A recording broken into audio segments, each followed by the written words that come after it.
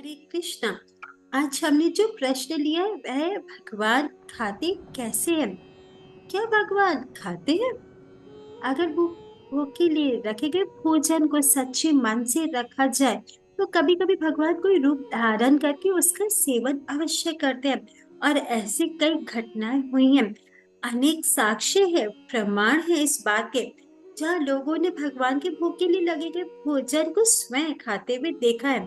परंतु अन्य मामलों में भगवान बड़े ही रहस्यमय तरीके से भोजन के अंश का सेवन करते तथा बाकी का भोजन प्रसाद के रूप से बच जाता है।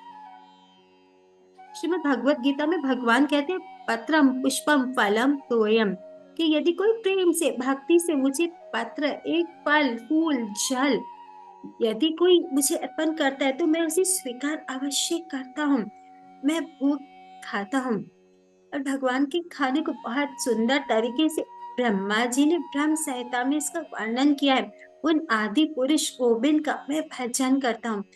देखिए, कृष्ण अर्थात अंगों से युक्त अवश्य है, पर उनका एक, देखिए, उनका प्रत्येक एक दिव्य अंग, एक दिव्य अस्तित्व है। वे अपने हर एक अंग से नाना प्रकार के दिव्य कार्य संपन्न करते हैं। अतः जब भगवान का शरीर दिव्य है और उनके किसी भी इंद्रिय से वे कोई भी कार्य कर सकते हैं, तो उनका भोजन को देखना तथा प्रार्थनाओं को सुनना भी उनके खाने के समान ही होता है। अतः भगवान खाते हैं, किंतु देखिए, क्योंकि वे पूर्ण है तो वे हमारी तरीके से नहीं खाते हैं। क्योंकि यदि हमें भोजन की थाली मिले तो हम उसे खा लेंगे और भोजन समाप्त हो जाएगा। परंतु ईश्वर देखिए भूखे नहीं है, फिर भी वे खाते हैं, क्योंकि जब हम प्रेम से भूख लगाते हैं, और भगवान तो प्रेम के भाव के भूखे हैं, और इसीलिए उन्हें कहते हैं भाव ग्रही। और साथ ही वह भोजन को यथारूप छोड़ भी देते हैं, जिससे ये भोजन उनके कृपा रूप प्रसाद के रूप में सबको देखिए प्राप्त होता है, और जिसे पाकर हमारा ये मानव जीवन भी सफल हो जाता है। तो भगवान को कुछ भी आप घर में बनाए, लेकिन ध्यान रखिए बिना प्याज लहसुन के ही होना चाहिए। यह सोच के बनाए कि हम भगवान के लिए ही बना रहे हैं और भगवान को भोग लगाए।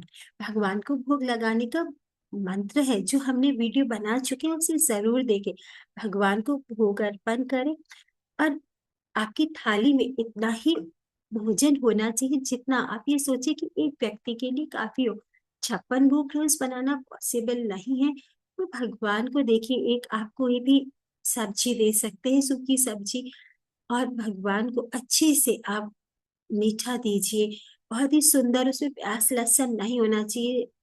अलग अलग तरीके के रायते, सब्जियां, फल, कुछ भी भगवान को अर्पित करें, पर बहुत ही शुद्ध भावना से बनाकर भगवान को भोग लगाएं, और वह स्वयं प्रसाद रूप से अर्पण करें। कुछ ज्यादा नहीं बनाना है, बस दो चार सब्जियां हमने बना ली, चावल बना लिए हमने, भगवान को रोटी दे दी, दही दे दी, ड्राई फ्रूट्स, फल दे दिए।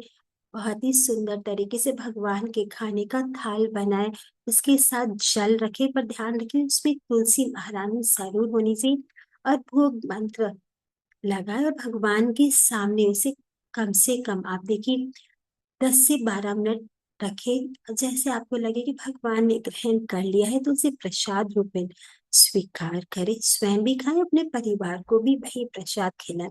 यदि हम ऐसा नहीं कर रहे, भगवान को भोग नहीं लगा रहे, तो हम पाप खा रहे, हम चोर हैं।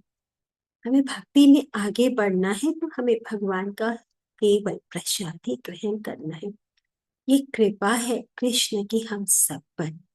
हरे कृष्ण।